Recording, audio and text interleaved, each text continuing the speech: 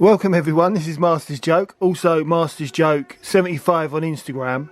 I say this every week, but it seems like ages since I last opened an action figure because I'm just so busy. But I absolutely love doing it. So this is R2-D2 from The Empire Strikes Back. This is VC234. Obviously been out a while. This was this was one of the bargains that I picked up from Lame at the start of the year. This was from the infamous package. I can't even remember what the guy's name. Daniel from Lame. Who I'm over it. You can always watch the unboxing video if you. I'm over it now. Do you know what I mean? But yeah, this is from the infamous box from Lame. I believe this was £7.99. You can never have too many R2-D2s. I love R2-D2. I think everyone loves R2-D2, and I love the card back art. I mean, it's obviously it's just so original and retro. I love it with his SENSORSCOPE. Now I know that this particular sculpt of R2-D2 with a droid, and that's had a lot of stick because they used the same sculpt again for the Artoo-Detoo, his X-wing droid, and I've actually got that figure, but I only got one from Hasbro Pulse. I must have been having a skint moment, and I only bought one, and now it's sold out everywhere. But yeah, because I did want to open him. I still need to open my Artoo-Detoo's X-wing. I still haven't opened that. What was that? That was £55 from Zavi, I think that was. And of course, I got Artoo-Detoo from the Black Series from Star Action Figures. Earlier this week. Which again is an absolutely fantastic figure, which I'm looking forward to opening. £12.99, still in stock. Let your eyes be your guide. But let's get back to R2-D2. I think this is, I think it's a pretty awesome looking figure. I can tell. I mean, one of the issues it's got, or what I've heard, is that if you look inside, there's a bit of plastic band, like a rubber band, going around the top near his dome to stop his little sections popping out, and I believe that's what it's for. So there's obviously a fault with this particular design, which is why I think people were so disappointed. They used exactly the same droid mold for the Artoo-Detoo's X-wing droid. But you know, it is what it is. But as I said, you can never have too many R2-D2s. Although this will be my first ever vintage collection R2-D2. I mean, yeah, it must be my first ever vintage collection R2-D2 that I've opened, because I must have about 20 different R2-D2s. Here's the back of the card back. I'd like to say the usual suspects, but I haven't opened up a vintage collection figure. Seems like ages. So the Best Bin security guards, I've still got them to open. I picked up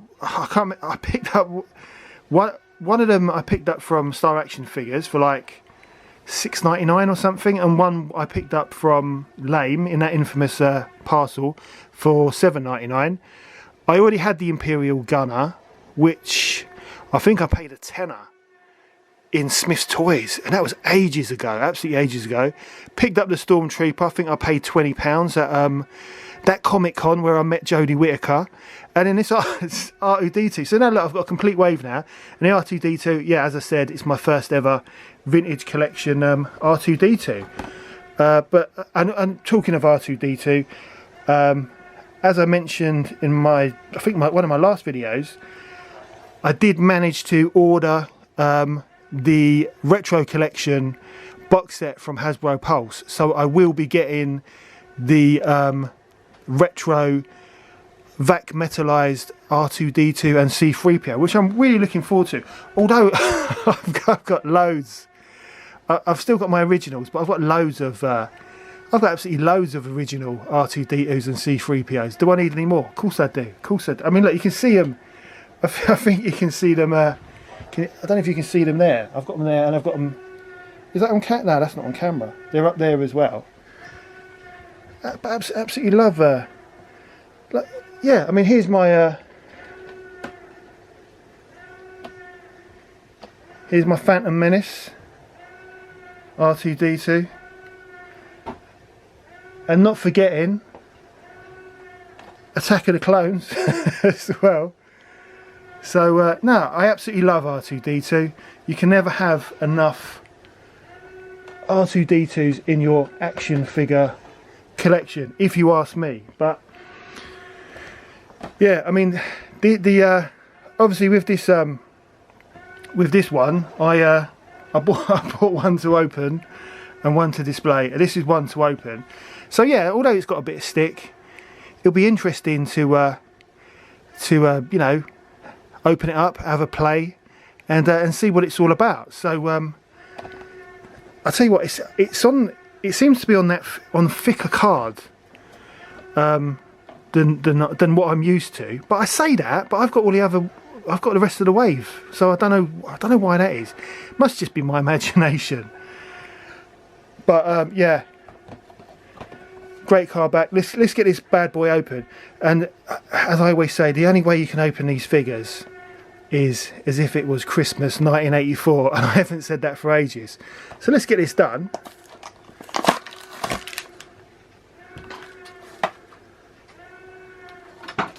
Right. Look at that. Do you know what? I think he looks really good. He would look better if his dome was vac metalized, and hopefully with the retro collection, the new box set, and of course, as I said many times, the retro collection is my choice of figure line. If I could only choose one line to open, it would have to be the retro collection, because I absolutely love it. But no, I think this figure looks quite decent. Although I'm sure as soon as I take him out the little bubble, his little compartments will pop open and never close. So let's get him out of the packet and set him up. So there's not really a lot that I need to do really, but let's do this.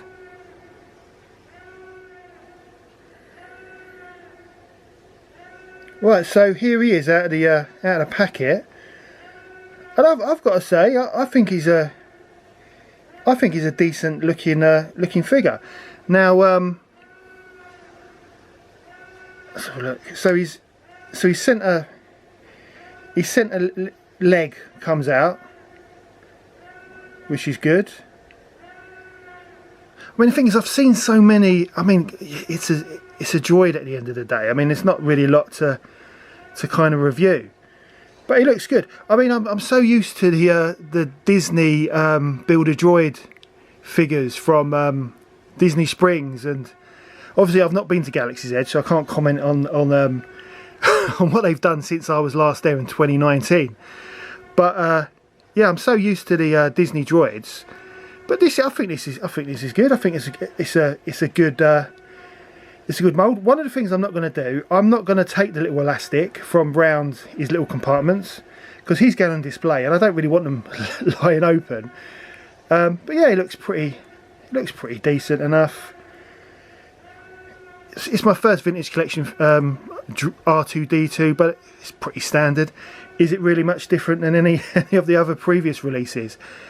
The SENSORSCOPE is a bit strange, if I'm honest, because the SENSORSCOPE was in the packet kind of loose, but I don't see. I mean, they never give you any instructions with these figures anymore, and I don't understand how the SENSORSCOPE is supposed to sit there. I mean, it just comes out and it pops in. There's not really a lot you can do with it.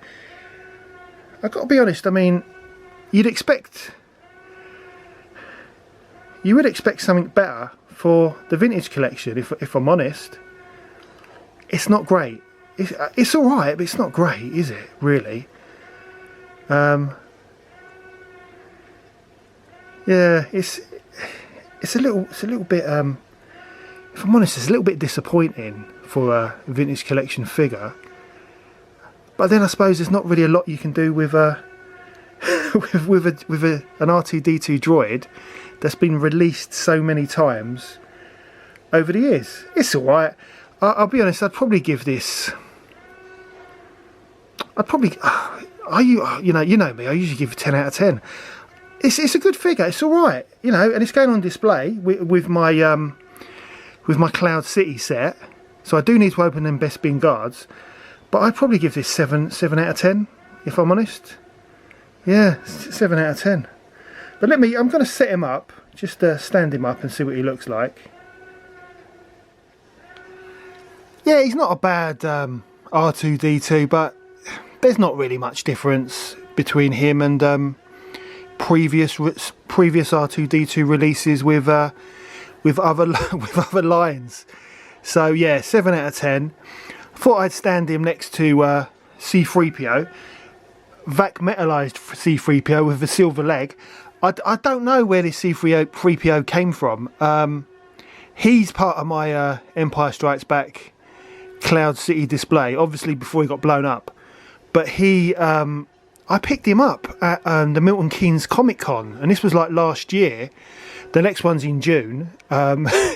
But it was from an organisation, I don't know if you've heard of them, called Vader's Raiders. They're like a Star Wars costume group. And they had loads. I remember I bought a load of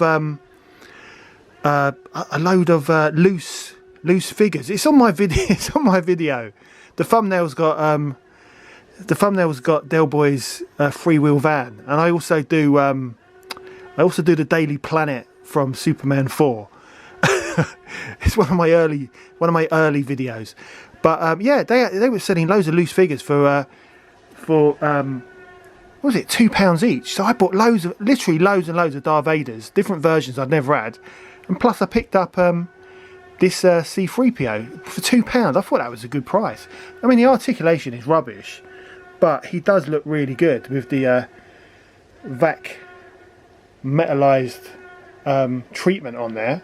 I think it looks good. Doesn't stand up great, but you know, it's not bad. I'll lean him up there. But yeah, now it's all right. But this is another example of Hasbro up to their old tricks. So they've obviously stuck this elastic band round R2 just to keep his little compartments closed while he's in the bubble.